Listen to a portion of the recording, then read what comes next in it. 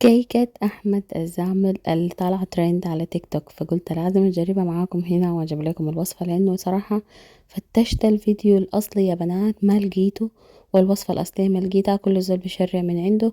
فغايته اللهم ما تسألوني من المقادير، لكن دي المكونات المشتركة لكل الناس. يلا نشوف الطعم خيال.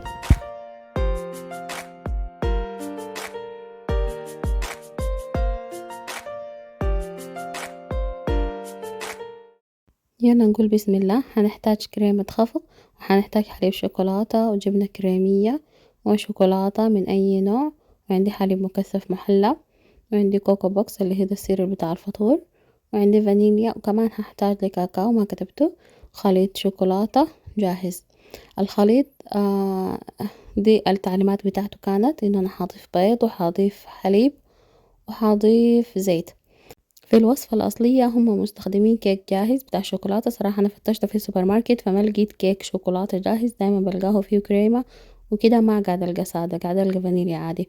فقلت خلاص ما بدها، نجيبها ونعملها مع بعض في الفيديو يعني عادي. زي ما شايفين خلطت الثلاثة بيضات، وحضيف كوباية الحليب اللي قالوها، وتلت كوباية زيت كمان هستخدمها. ضربت ده الأول عشان أتأكد إن البيض والهنا نفش مع بعض عشان تديني كيكة اسفنجية. وبعدين بجي بضيف الزيت زي ما شايفين اهو، بخلط بخلط بخلط لحد ما اتماسك يعني القوام بتاعه. بعد ذاك بضيف الخليط بتاع الكيك بتاعي عادي الجاهز دي، اللي هو عبارة عن تقريبا فيه باكنج باودر وفيه كل الحاجات بتاعت الكيكة. يعني يا جماعة من الآخر، إذا انتوا عندكم كيك جاهز بتاع شوكولاتة بتستغنوا عن الخطوة دي كلها، ما بتحتاجوا تعملوا الكيك براكم من الصفر. فإذا عندكم الكيك جاهز بس جيبوه وقطعوه ورصوه في الصينية. بعدين هنعمل كل الخطوات التانية سوا. زي ما شايفين هنا أنا خطيته في صينية، دهنتها بالزبدة ودخلت الفرن على درجة حرارة 200 لمدة ربع ساعة تقريبا. هنا بس من هنا بتبدأ الخطوة بتاعة الترند، يعني انه ده يعتبروا الطبقة تحت دي كيك جاهز. بتجيبوا حليب الشوكولاتة بتسقوها بيها. وانا طبعا هنا عشان عملتها براي فمحتاجة انفسها شوية، عملت لها فتحات عشان تتشرب الحليب بتاع الشوكولاتة، خليتها شوية. جيت اعمل الكريمة بتاعتي اللي هي عندي هنا. انا مستخدمة الكريمة بتاعت الخفق بالاضافة للحليب المكثف المحلى. وكمان عندي الجبنة بتاعت فيلادلفيا دي. جبت اللايت عشان هي دي طعمها شوية قوي، يعني في الهنا بيكون طعمها ظاهر يعني الملوحة. هخفق اقلب اقلب اقلب يا جماعة. بعد ما اصل للقوام ده حاجة احل الشوكولاتة اللي هعمل الجناش. هستخدم جزء من الكريمة التانية وهدوب فيها الشوكولاتة بتاعتي. انا هنا جبت شوكولات شيبس، لكن انتوا فيكم تستخدموا اي نوع من الشوكولاتة، مثلا جالاكسي اي الواحدة، وتعملوا النوع اللي انتوا حابينه. يعني في ناس بيعملوها بالدارك برضو it's up to you يعني.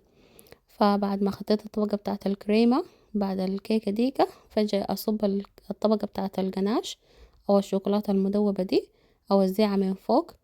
وكمان تاني هحل برضو جزء من الشوكولاتة يا جماعة نفس الطريقة دي، وهضيفها للكورن فليكس اللي هو شايفين هنا. كبيت على الكوكو بوكس عشان اخليه يتماسك شوية مع بعض، وبجي بكب عليه كاكاو بودرة عشان افكهم تاني ويكونوا زي شكل حبوب كده مدورة تتحط على الطبقة اللي فوق. زي ما شايفين هنا ضفت له الكاكاو وخلطت خلطت خلطت عشان كنت كترت الشوكولاتة فهو اتماسك كتير مع بعض. ف it's up to you يعني اذا حابينها متماسكة شديد او لا. بتضيفوها دي الطبقة الفوق اللي هي دي الطبقة النهائية. كده وروني يا جماعة إذا في حد منكم جربها، اكتبوا لي في الكومنتات رأيكم شنو فيها، هل حبيتوها ولا لا. صراحة أنا حبيتها شديد. بس في حاجة، إذا انتوا عايزين تعملوها نصيحة بسيطة هقولها لكم، أكلوها في نفس اليوم. صراحة أنا خديتها كان جزء في التلاجة، كان عملناها على أساس الصيام وكده، أكلنا منها بالليل كانت رهيبة تمام. خديناها للصباح طبعا هي حاجة اتشربت فبقت شوية ناشفة، ما زي ما كان طعمها في الأول يعني، عرفتوا. فهي ما زي التيراميسو كده، فاكلوها طوالي أول. وبس بالعافية عليكم إن شاء الله. ما تنسوا اللايك والشير. في أمان الله.